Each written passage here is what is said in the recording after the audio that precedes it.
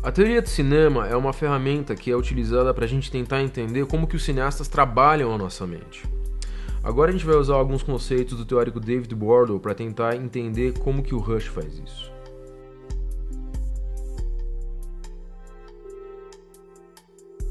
O teórico de cinema Paul Abraham fez uma pesquisa no qual ele percebeu que o David Bordel e o Joseph Anderson são teóricos que partem do princípio de que cineastas comerciais trabalham como uma espécie de psicólogo. O que isso quer dizer? Que eles são experts em modelar os nossos sentidos e os hábitos da nossa mente para produzir experiências, né?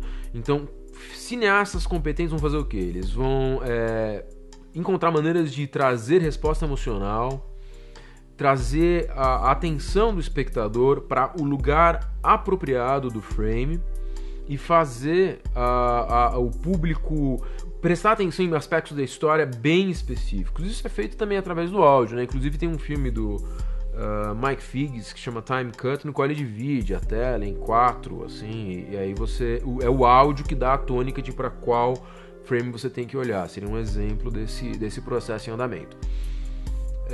E um outro elemento que os cineastas têm que fazer é fazer com que o espectador consiga lembrar de informação importante, informação que ele vai ver e que vai ser relevante em outro momento, em outra parte da história, mas é que naquele momento passa apenas como parte do fluxo das imagens, passa de uma forma contínua. Então é como Hitchcock falava, né? Se você mostrar, se aparece uma arma, nem que seja de relance no primeiro ato, ela tem que disparar no terceiro ato, né? Então essa é a ideia de que tudo que está na tela tem alguma importância, né? Então, na verdade, assim, esse é um processo, essa combinação de um processo que começa com o desenvolvimento da gramática de cinema pelo David Griffith, né? Os cineastas iniciais, eles usavam um estilo muito tableau, assim, um estilo muito teatral, né, de filmagem, que guiava de uma forma intuitiva o espectador pela composição de cena, pelo mise-en-scène, pelos objetos de cena colocados ali e, acima de tudo, pela ênfase dos próprios atores, né, que tinham a sua atenção visual guiadas, né, quando um ator se colocava mais para frente do que o outro, né, um ia para trás, alguém ia para o centro do palco, e assim por diante. O Paul Abraham também diz que existe um pesquisador chamado Tim Smith que usou recentemente um equipamento que seguia o movimento do olho para empiricamente demonstrar como os cineastas usam diálogo, composição, a luz, os cortes, as expressões, gestos e afins para guiar a nossa atenção em detalhes muito minuciosos, assim, maximizando então a informação que eles podem colocar dentro da tela. Existem os famosos experimentos do Lev Kuleshov, né, no qual você tem ali uma imagem sequencial de um homem e depois havia em um dos experimentos havia uma imagem de uma sopa, depois novamente um homem e um bebê e esse mesmo homem e um caixão. E o público ficou, quando assistiu essas edições separadamente, ficou impressionado em como o homem estava triste com a morte, né, e olhava para o bebê com candura e com fome para a sopa.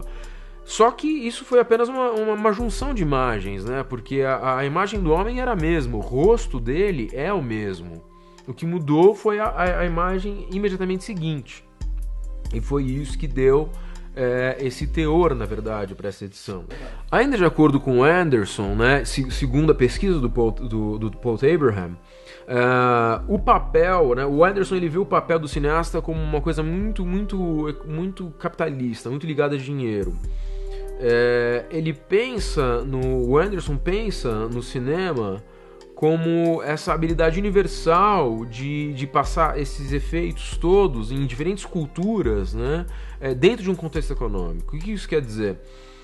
Que ele acha que os produtores, os técnicos, os diretores de cinema, os artistas de Hollywood, eles descobriram como fazer o produto deles acessível para todos os indivíduos, por nações, por economias, por barreiras culturais diferentes, para ter mais lucro, né, para poder maximizar os seus lucros, distribuindo assim o cinema para o maior número de culturas possível.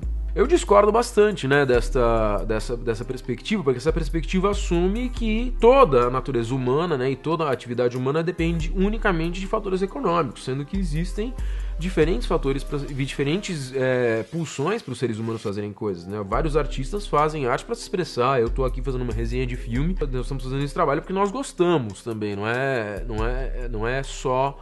Né? Não é só uma razão que leva os seres humanos a fazerem uma coisa. Então o Anderson ele parte de um ponto de vista estritamente marxista, no qual ele vê a economia como uma pulsão de tudo, como uma pulsão do cinema. Só que o cinema é uma forma de arte também. É claro que é um mercado, quanto isso não há dúvida. Mas ele é um mercado tanto quanto qualquer produto humano, qualquer produção humana pode ser vendida. Né? Então são diferentes tangentes que estão interagindo e ele ignora isso. Mas ele nota, apesar de ter essa falha de reduzir tudo a razões econômicas, ele nota que as capacidades que nós temos, que nos permitem entrar em contato com os filmes, não foram feitas, né, para assistir filmes. A gente não nasceu para assistir filme, né? O ser humano ele não foi feito para absorver cinema. O que isso quer dizer? A nossa mente é o resultado de evolução, né? Centenas de milhares de anos de seleção natural.